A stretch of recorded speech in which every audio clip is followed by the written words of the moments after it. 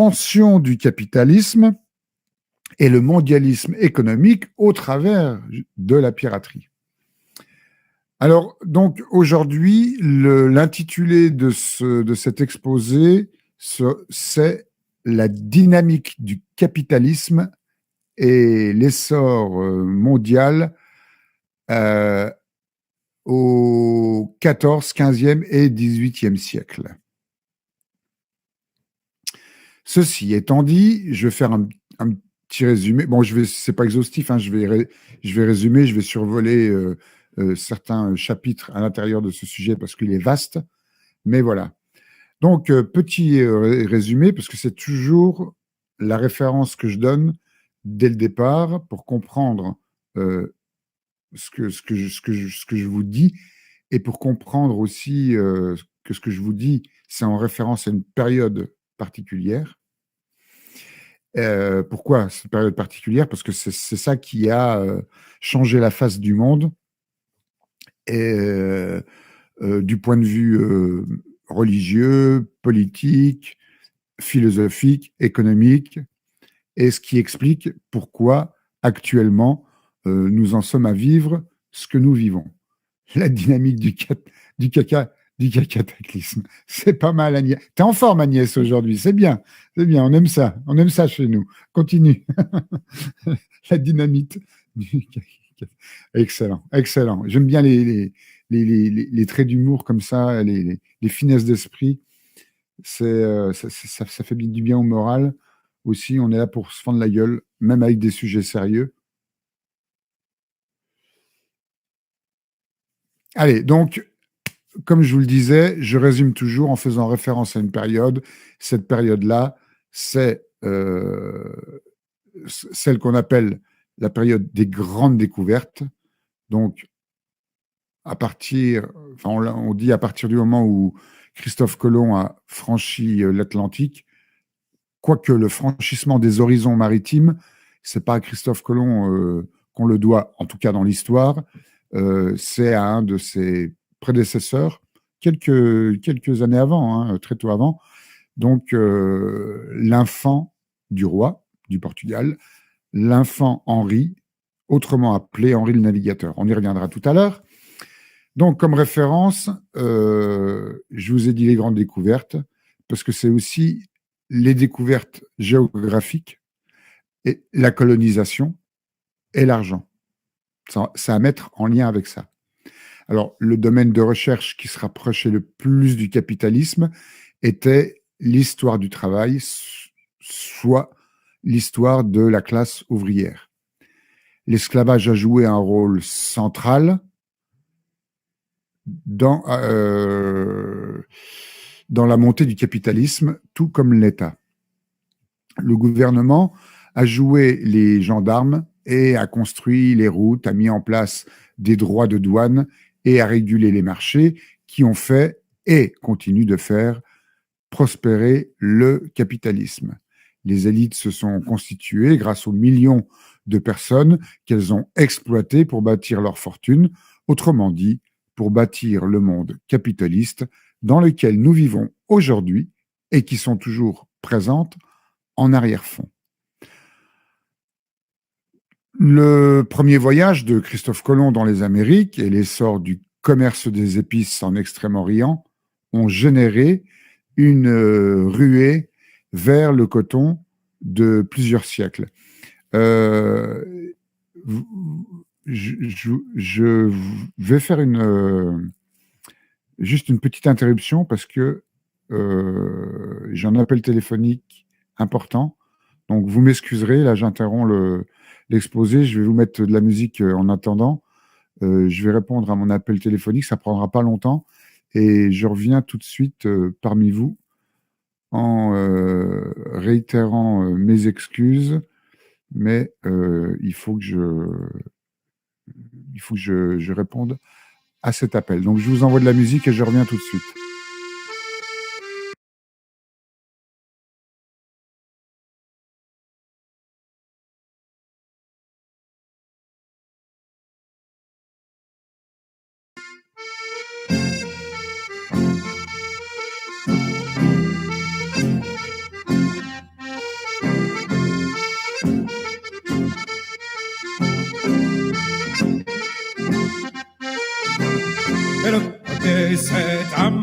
et le premier c'est un marin. Et le premier c'est un marin, et le premier c'est un marin. Et la touche le verre en main, la bouteille sur la table, jamais il n'aura ma main pour être misérable. Il a toujours le verre en main, la bouteille sur la table, jamais il n'aura ma main pour être misérable. Et le deuxième c'est un barbu, et le deuxième c'est un barbu. Et le deuxième c'est un barbu, et le deuxième c'est un barbu. Et les barbus par devant et barbus par derrière, jamais il n'aura ma main barbu de cette manière. Il est barbu par devant et barbu par derrière, jamais il n'aura ma main barbu de cette manière. Et le troisième c'est un bossu, et le troisième c'est un bossu. Et le troisième c'est un bossu, et le troisième c'est un bossu. Et les bossus par devant et bossus par derrière, jamais il n'aura ma main bossu de cette manière. Il est bossu par devant et bossu par derrière, jamais il n'aura ma main bossu de cette manière. Le quatrième c'est un boiteux, le quatrième c'est un boiteux. Le quatrième c'est un boiteux, le quatrième c'est un boiteux. Quand je le vois venir de loin avec sa petite champoute, jamais il n'aura ma main, sa démarche me dégoûte. Quand je le vois venir de loin avec sa petite route, jamais il n'aura ma main, sa démarche me dégoûte. Et le cinquième c'est un sonneur, et le cinquième c'est un sonneur. Le cinquième c'est un sonneur, et le cinquième c'est un sonneur. C'est lui qui aura ma main, mon cœur et ma boutique. Nous irons par les chemins en jouant la musique. C'est lui qui aura ma main, mon cœur et ma boutique. Nous irons par les chemins en jouant la musique.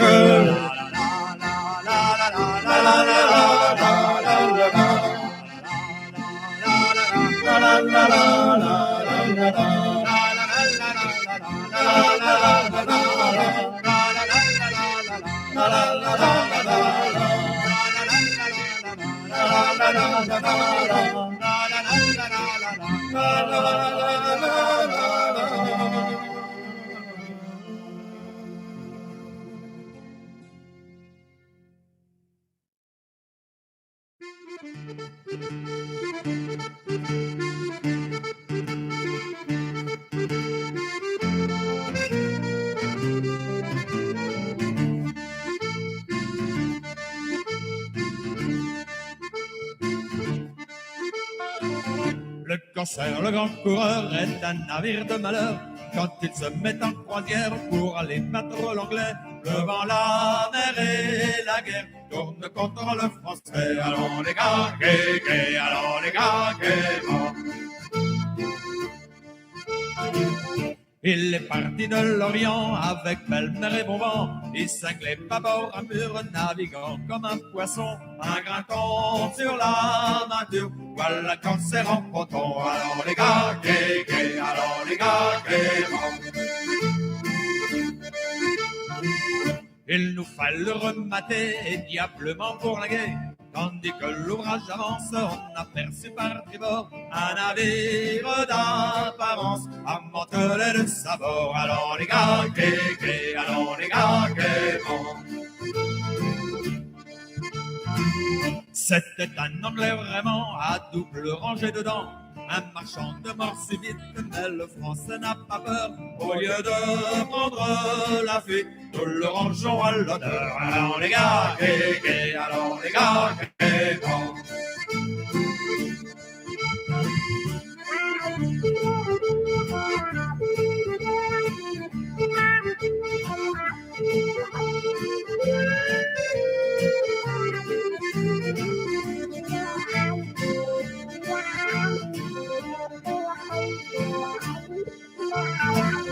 Ces boulets sifflent sur nous lui rendons copoco, tandis que la barbe en fume à nos braves matelots. Nous voilà pris dans la brume, nous échappons aussitôt. Allons les gars, gai, gai, allons les gars, gaiement.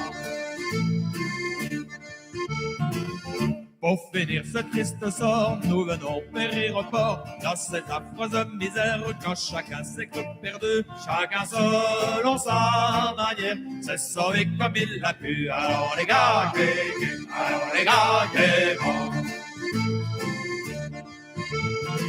le capitaine et son second se sont sauvés sur un canon, le maître sur la grande ancre, le commis sur son bidon.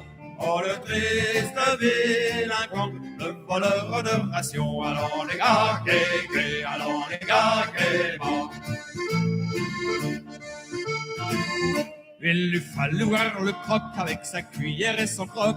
Il s'est mis dans la chaudière comme un vilain pot-au-feu. Il a couru vent arrière, il a pris terre à ligueux. Alors les gars, alors les gars, bon.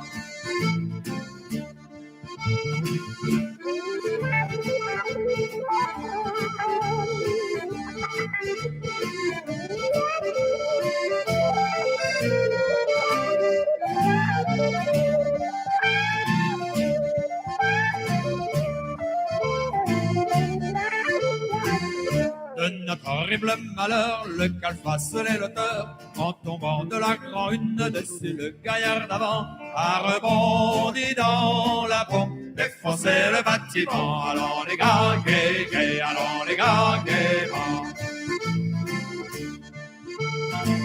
C'est l'histoire du grand coureur, a pu vous toucher le cœur. Ayez donc belle manière et payez-nous largement du vin dur que la bière, et nous serons tous contents. Allons les gars, allons les gars, bon. Allons les gars, allons les gars, bon.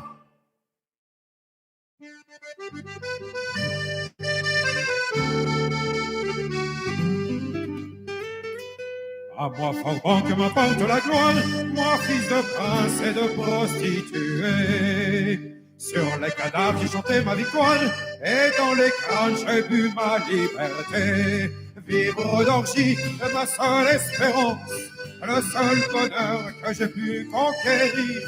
Car sur les flots, j'ai passé mon enfance, et sur les flots, un fort bon doit mourir. Qui pétille, femme gentille, sous tes baisers brûlants d'amour, plaisir, bataille, vive la canaille, je chante et je tue tour à tour. Étant Fauban, je vis dans ma cabine, en méprisant les lois, même la mort. Ivre de viol, de meurtre et de rapine, je bois mon vin dans une coupe d'or. Vierge craintive, toi la captive, mes lèvres iront dévorer tes apports. Encore brûlante d'une autre amante, ta vertu va expirer dans mes bras. Vin qui pétille, femme gentille, sous tes baisers brûlants d'amour, plaisir, bataille, vive la canaille. Je bois, je chante et je tue tour à tour. Peut-être au bas d'une barque étrangère, mon corps demain servira d'étendard. Et tout mon sang rougira la galère, aujourd'hui fête et demain le hasard. Allons, esclaves, allons debout mon brave, buvons la vie et le vin à grands pots. Aujourd'hui fête et puis demain peut-être, ma tête ira s'engloutir dans les flots. Vin qui pétille, femme gentille, sous des baisers brûlants d'amour, plaisir, bataille, vive la canaille. Je bois, je chante et je tue tour à tour. Et si demain par un coup de fortune, je capturerai l'or d'un beau galion, riche à pouvoir vous acheter la lune, je m'en irai vers d'autres horizons, la respecter comme un gentilhomme. Moi qui ne fus qu'un Fauban, qu'un bandit, je pourrais comme le fils d'un roi tout homme, dormir peut-être dedans un bon lit. Vin qui pétille, femme gentille, sous tes baisers brûlants d'amour, plaisir ripaille, vive la canaille.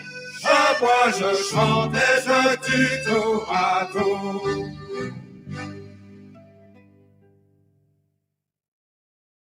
Chantons pour passer le temps, les amours jolis d'une belle fille. Chantons pour passer le temps, les amours jolis d'une fille de 15 ans. Aussitôt, elle changea de mise, aussitôt, elle fut promise et prit la vie de matelot pour s'embarquer à bord du navire. Et prit la vie de matelot pour s'embarquer à bord du vaisseau.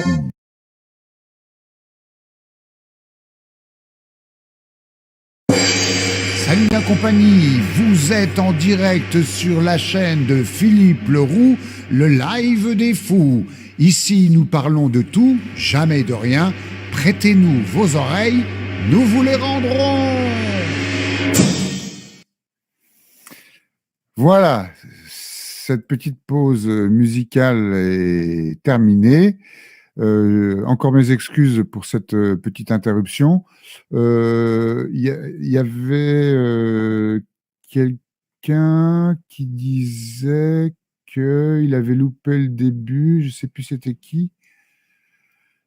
Mais en fait, tu n'as pas loupé grand-chose, puisque j'avais fait un petit résumé de la situation. Par contre, attends, j'essaie de retrouver ça. Bref, bon, pour ceux qui viennent d'arriver, le sujet de l'exposé aujourd'hui, c'est la dynamique du capitalisme au XIVe, XVe et XVIIIe siècle. Et donc, donc la dynamique du capitalisme et l'essor mondial. Donc, j'avais fait référence aux grandes découvertes et de la découverte géographique, de la colonisation, de l'argent. Mais tout ça, c'était en résumé. Hein. Et j'avais abordé le premier voyage de Christophe Colomb dans les Amériques, l'essor du commerce des épices d'Extrême-Orient, etc. Enfin, voilà. Et donc là, je reprends le cours de cet exposé en vous disant que donc c'est une ruée qui amena l'Europe à s'approprier les terres des Amérindiens et à mettre en place l'esclavage des Africains, un esclavage qui, au XVIIIe siècle, devient la plus grande migration forcée de l'histoire de l'humanité. La violence, la coercition et le vol sont au centre des méthodes employées par, non pas Christophe Colomb, parce que lui, c'est qu'un pion, et encore, on lui attribue des méfaits qu'il n'a pas fait, mais enfin bref, l'histoire retient ça, donc c'est pour ça que je vous le dis comme ça. Donc cette violence, cette coercition et ce vol donc, a été au centre des méthodes employées par Christophe Colomb et Vasco de Gama, particulièrement à ceux qui les ont mandatés pour faire ça, hein, c'est-à-dire la couronne. Hein, et tout ça afin de servir justement les intérêts des têtes couronnées de l'Espagne et du Portugal. Alors au cours des siècles qui suivront, cette puissance, les puissances européennes et leurs serviteurs utiliseront systématiquement la terreur, l'extermination et l'extorsion combinées à la recherche d'alliés locaux prêts à se mettre à leur service. De nombreux peuples de la planète voient le cours de leur histoire bifurquer brutalement sous les coups de fouet des conquistadors, des colons et du capital européen. Oui, Agnès, tout ce qui va avec le vol, on est bien d'accord. Et d'autres peuples subissent un sort plus terrible encore, car ils sont exterminés ou réduits à la situation d'étrangers dans leur propre pays. Et d'autres sont transplantés de force d'un continent vers un autre et réduits en esclavage. Alors, cette histoire qui a précédé le XVe siècle de l'ère chrétienne a été marquée à de nombreuses occasions par des conquêtes, des dominations et la barbarie, mais celle-ci ne concernait pas encore toute la planète. C'était que orienté sur des zones géographiques connues pour l'époque. Alors, ce qui est frappant au cours de ces 5 derniers siècles, c'est que les puissances européennes sont parties à la conquête du monde entier et en 3 siècles, ont fini par mettre en relation de manière brutale tous les peuples de la planète. En même temps, la logique capitaliste a finalement réussi à dominer tous les autres modes de production, sans nécessairement les éliminer entièrement. Et à partir de la fin du XVe siècle, la marchandisation capitaliste du monde a connu un premier grand coup d'accélérateur. D'autres ont suivi, notamment au XIXe siècle, avec la diffusion de la révolution industrielle à partir de l'Europe occidentale et la colonisation tardive de l'Afrique par les puissances européennes. Les premières crises économiques internationales liées au cycle du capital dans l'industrie, la finance et les commerces ont explosé dès le début du XIXe siècle et ont provoqué notamment les premières crises de la dette. Le XXe siècle a été le théâtre de 2 guerres mondiales dont l'épicentre était l'Europe et de tentatives infructueuses de construction du socialisme. Le virage capitaliste mondial vers le néolibéralisme, à partir des années 1970, mais ça a déjà eu sa source, son essence bien avant. Et donc, le virage du capitalisme mondial vers le néolibéralisme à partir des années 70 et la restauration du capitalisme dans l'ex-bloc soviétique et en Chine ont donné un nouveau coup d'accélérateur à la mondialisation, ce qu'on appelle aussi la globalisation, quoique on peut encore faire une distinction entre mondialisation et globalisation. Bref, une classe marchande donc est née pour faciliter le commerce des denrées générées par les esclaves, une classe qui ne serait jamais apparue, comme s'efforcent de le souligner certains historiens, sans l'aide des États européens naissants. Les sociétés par action qui ont créé une grande partie des premières colonies britanniques, par exemple, n'auraient pu exister sans une charte royale. Je vous rappelle que en France, en tout cas pour ce qui est de la France, la Compagnie des Indes, même les compagnies des Indes, parce qu'il y avait une Compagnie des Indes orientale et une Compagnie des Indes occidentale, c'était des sociétés par action. À partir de Colbert, sont nées les sociétés par action. Voilà. Alors, la découverte de l'Amérique n'est pas non plus le fruit du hasard. Christophe Colomb, c'est pas comme ça un aventurier ou un marchand isolé. C'est un marin, c'est un navigateur parmi bien d'autres qui s'élance aussi au-delà des horizons connus.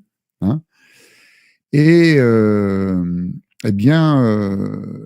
cette découverte de l'Amérique, elle est le produit des besoins du capitalisme qui se développe en Europe. Et elle s'insère dans un mouvement d'ensemble qui pousse les navigateurs à la recherche de nouvelles routes commerciales. Et c'est hyper important d'évoquer les routes commerciales, parce qu'il faut que vous sachiez que les guerres maritimes, elles ont plusieurs aspects. elles ont plusieurs formes, elles ont plusieurs causes aussi.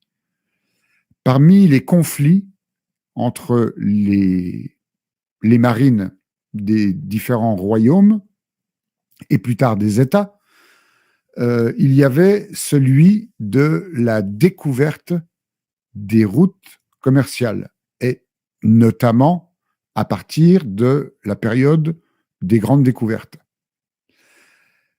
Les pirates, puisqu'on parle des pirates, bien sûr qui cherchaient des bateaux chargés de marchandises, de richesses, mais c'était pas le plus gros des trésors, c'était pas celui-là. Le plus gros des trésors, le plus gros des butins, c'était la carte marine, ce qu'on appelait à l'époque des portulans. Parce que chaque fois qu'il y avait des bateaux qui partaient au-delà des horizons, sur des mers et vers des terres inconnues, eh bien, ils ne connaissaient pas la route pour y aller. Ils savaient qu'il y avait des vents et des courants qui facilitaient la navigation, mais ils n'avaient encore pas découvert le monde, ils n'avaient pas tracé les contours des continents, des pays, et établi les routes maritimes, les routes commerciales, c'est-à-dire les routes qui amenaient vers des terres où on pourrait prélever, ou si vous voulez, voler des richesses. Voyez. Donc, la carte marine, la carte des routes maritimes était très prisée. C'était un bien inestimable. Et la guerre maritime s'est faite justement pour intercepter des bateaux et fouiller dans le carré du capitaine pour lui demander, pour chercher des portulans, c'est-à-dire des cartes marines. Voyez. Après, c'est rentré dans des légendes et dans le mythe. Hein. Parce que quand vous prenez le roman L'île au trésor, il s'agit bien du personnage Billy Bones qui a dans sa poche une carte, la carte qui mène à l'île, à la fameuse île où, soi-disant, il y a le trésor du capitaine Flint. Je referme la parenthèse. Ça, c'est pour vous dire que la recherche des routes maritimes commerciales, c'était très important. Donc, cette découverte, donc, comme je vous l'ai dit, c'est le produit des besoins du capitalisme. Hein. Et donc, tout ça, ça s'inscrit dans un mouvement d'ensemble qui trouve son origine dans les bouleversements économiques, culturels et sociaux qui secouent l'Europe avec la décadence de la féodalité et l'essor du capitalisme mercantile. C'est ce que j'ai déjà expliqué plusieurs fois auparavant, où je vous disais qu'on est sorti du Moyen-Âge, c'est-à-dire du système féodal, de la féodalité, pour entrer vers une nouvelle ère, donc l'ère qu'on appelle les temps modernes, qui est caractérisée par tout un ensemble de formes, de systèmes. Et donc, on est sorti de la féodalité et de l'obscurantisme religieux pour rentrer vers l'ère des temps modernes, caractérisée par l'individualisme et le mercantilisme. Important comme notion à comprendre. Hein. Et donc, c'est pour ça que je vous disais que ce mouvement d'ensemble-là trouve son origine dans les bouleversements économiques, culturels et sociaux qui secouent l'Europe avec la décadence de la féodalité et l'essor du capitalisme mercantile. Alors, la bourgeoisie, à ce moment-là, n'est plus une classe révolutionnaire qui postule au remplacement du féodalisme déliquescent et décadent. Depuis longtemps, elle a imposé son pouvoir au moindre recoin de la planète. Et dans la bourgeoisie, particulièrement, dans la classe bourgeoise, particulièrement, la classe marchande, commerçante. Hein. Et ce que la découverte de l'Amérique par Colomb annonçait, eh bien, c'est la création du marché mondial capitaliste achevé depuis la fin du 19e siècle. Alors, la dynamique de colonisation inaugurée dans le Nouveau Monde s'est étendue à la Terre entière. Les civilisations pré-capitalistes d'Asie se sont effondrées, comme les civilisations précolombiennes d'Amérique, sous les coups de boutoir du développement de l'échange capitaliste. Alors, au début du XXe siècle, il n'existe plus de marché pré-capitaliste qui ne soit contrôlé ou pris dans les mailles d'une puissance capitaliste ou d'une autre. La dynamique de colonisation qui a permis, par le pillage et l'exploitation forcenée des indigènes, l'enrichissement de l'Europe mercantile et qui a ouvert de nouveaux débouchés à l'industrie capitaliste, permettant ainsi son développement tumultueux, bute sur les limites mêmes de la géographie mondiale. Du point de vue géographique, le marché est limité. Le marché intérieur est restreint par rapport à un marché intérieur et extérieur qu'il est par rapport au marché mondial, lequel, bien que susceptible d'extension, est lui-même limité dans le temps. Alors, confronté à cette limite objective du marché depuis près d'un siècle, le capitalisme ne parvient plus à trouver des débouchés solvables à la mesure de ses capacités de production et s'enfonce inévitablement dans une crise inexorable de surproduction. La surproduction, c'est une conséquence particulière de la loi de la production générale du capital. Produire en proportion des forces productives, c'est-à-dire selon la possibilité d'exploiter avec une masse de capital donnée, la masse maximum de travail, sans tenir compte des limites réelles du marché ni des besoins solvables. À un certain degré de leur développement, les forces productives matérielles de la société entrent en collision avec les rapports de production existants ou avec les rapports de propriété au sein desquels elles s'étaient mues jusqu'alors et qui n'en sont que l'expression juridique. Hier encore, forme de développement des formes productives, ces conditions se changent en de lourdes entraves. Cette réalité qui a déterminé naguère la fin du système féodal et nécessite le développement du capitalisme comme facteur progressiste de libération des forces productives, s'impose aujourd'hui au système capitaliste lui-même. C'est pour ça que le capitalisme se mord la queue. Le capitalisme a eu un début et aura une fin, comme l'avait prophétisé Karl Marx. Son étude du capitalisme n'est pas faux. Hein. Et on arrive justement à la fin de ce système capitaliste. C'est pour ça que les choses s'accélèrent. C'est pour ça que les oligarques redoublent de violence et d'agressivité, d'agression. Et comme ils sont dans le monde, c'est dans le monde que ça se produit. C'est parce que le capitalisme touche à sa fin. Hein. Alors, et donc, ce capitalisme n'est plus source de projet. Il est devenu une entrave au développement des forces productives. Il est entré à son tour en décadence. Et les conséquences de cet état de fait sont dramatiques pour l'ensemble de l'humanité. On le voit bien. Hein. On voit bien que c'est dans le monde, ça peut être de partout, mais pour les mêmes causes, en fait. Hein. Alors, pour en revenir à l'histoire, à l'époque de Colomb, à l'époque de la Renaissance, et par la suite jusqu'à l'achèvement de la construction du marché mondial, malgré la barbarie, la violence qui caractérise constamment son développement, le capitalisme est synonyme de progrès car il s'identifie avec la croissance des forces productives, avec l'incroyable explosion de découvertes qui en découlent. Aujourd'hui, tout ça, c'est fini. C'est terminé.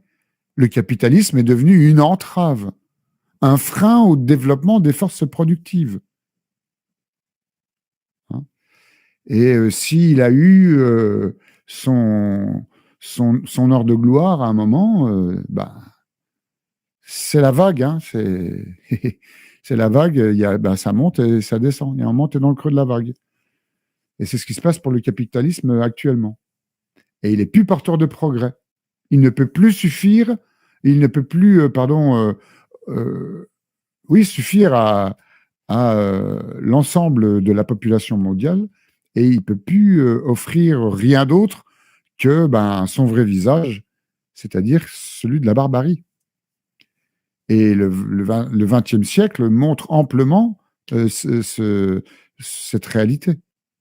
C'est des conflits impérialistes constants, ponctués par 2 guerres mondiales, c'est pas rien dans un seul siècle, des répressions massives, des famines comme jamais l'humanité n'en avait connu, et tout ça, ça a provoqué la mort en 80 ans,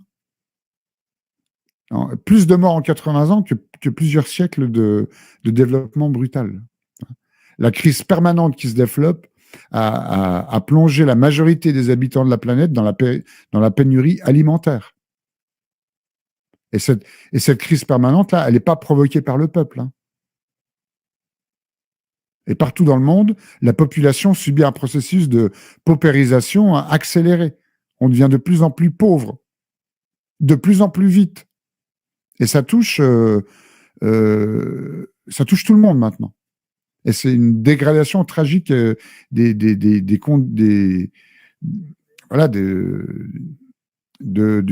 résultat du capitalisme, quoi.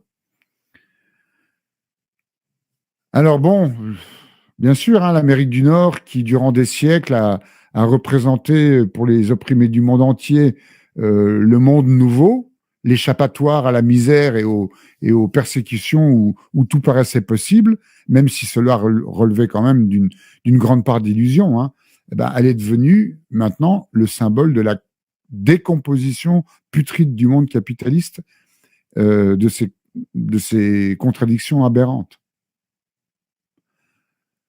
L'Amérique, c'est le symbole par excellence du capitalisme. Aujourd'hui, the American dream is over.